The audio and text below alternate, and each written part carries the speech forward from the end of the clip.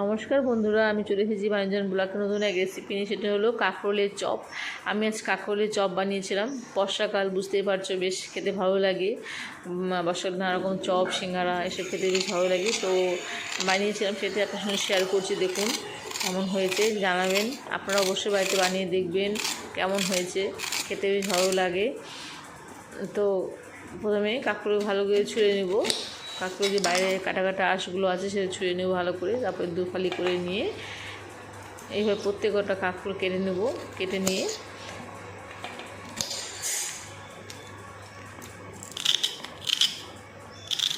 আপনারা পাশে থাকুন, আমার চ্যানেলটিকে সাবস্ক্রাইব করুন, লাইক কমেন্ট করে জানাবেন।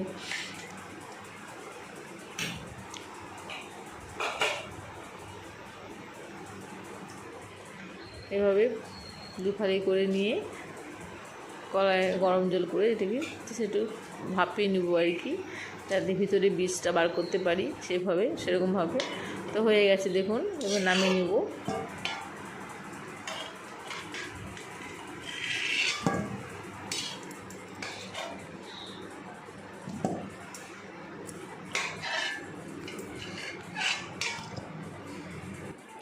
কারা কারা চপ খেতে ভালোবাসেন কমেন্ট করে জানাবেন। এবং কারা কারা আমার এই প্রোগ্রামটি, আমার এই রান্নার চ্যানেলটি কারা দেখছেন, কোথা থেকে দেখছেন একটু জানাবেন অবশ্যই।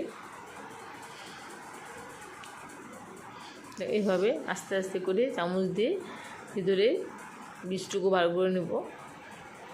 প্রত্যেকটা এইভাবে বার করে নেব।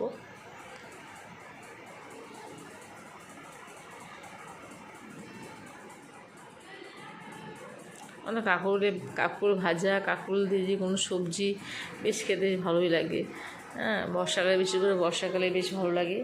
আর কাঁকরোলের চপ তো বলাই যাবে না, এত ভালো লাগে আমি খুব ভালো লাগে। তো তারপর আমি অল্প পরিমাণ সর্ষা এবং কাঁচা লঙ্কা নিয়েছি ঝাল ঝাল করবো বলে।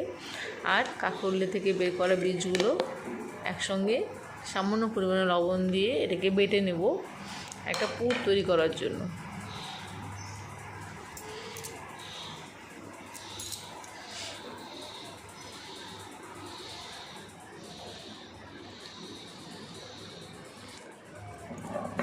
আমার পাটা শিলতে বাটতে বেশ ভালো লাগে, তাই আমি পাটা শিলতে বেটেছি।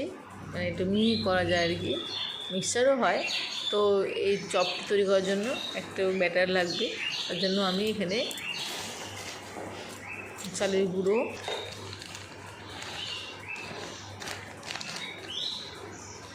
বেসন,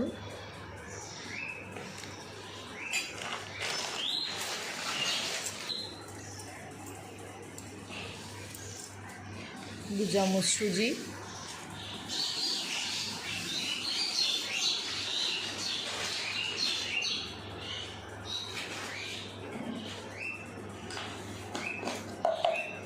তারপর কালো জিরে নেব পরিমাণ মতন,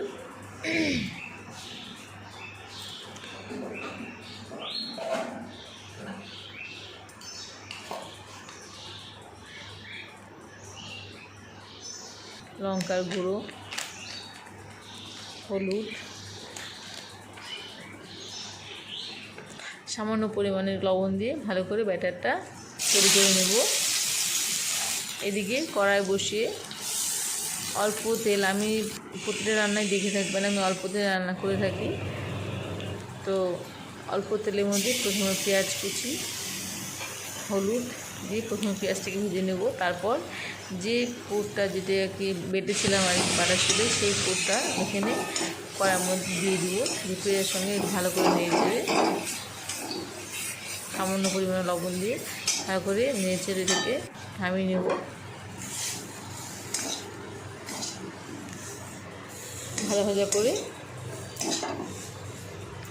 এটাকে নামিয়ে নেব।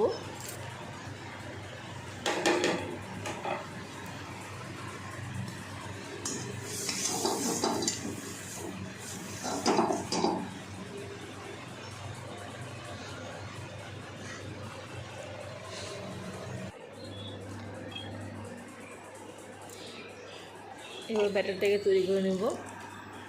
এখন খুব ঘনও না, খুব পাতলাও না, মোটামুটি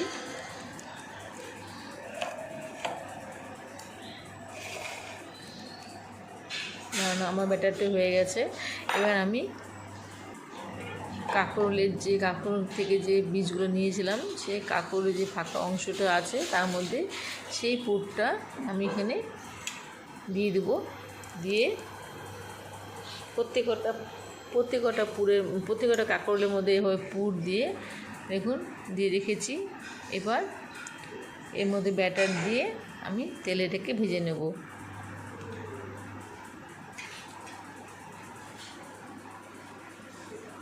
ব্যাটার দিয়ে ভালো করে জিনিসটা কভার করে নেব যাতে পুরটা বেরিয়ে না যায়। দেখে মনে হচ্ছে ডিমের চপ মনে হচ্ছে। এইভাবে ডিমের চপও করা যায়। দেখুন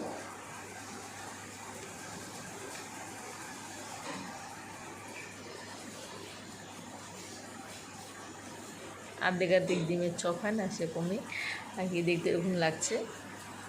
এভাবে প্রত্যেকটা কাঁকরোলটাকে এভাবে পুর ভরে ব্যাটারটাকে ঠিক মতন মাখিয়ে নেব যাতে পুরটা বেরিয়ে না যায়। সেভাবে দিয়ে কড়াইয়ে তেল বসিয়ে গরম হয়ে গেছে। এক করে আমি অল্প তেলে রান্না করছি। 2-3টে করে ভেজে নেব ভালো করে, যাতে পোড়া তেল থেকে না যায়, তার জন্যই।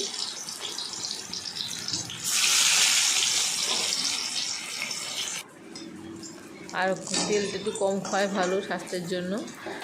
এরকম সত্যি দেখে মনে হচ্ছে অর্ধেক ডিমের চপ হয় না, কোনো লাগছে দেখতে। এটা হলো কাঁকরোল চপ। তো আপনারা অবশ্যই বাড়িতে বানিয়ে দেখুন, ভালো লাগবে। দেখুন হয়ে গেছে। আপনারা ভালো থাকুন, পাশে থাকুন আমি যেন নতুন রেসিপি নিয়ে আসতে পারি আপনার কাছে।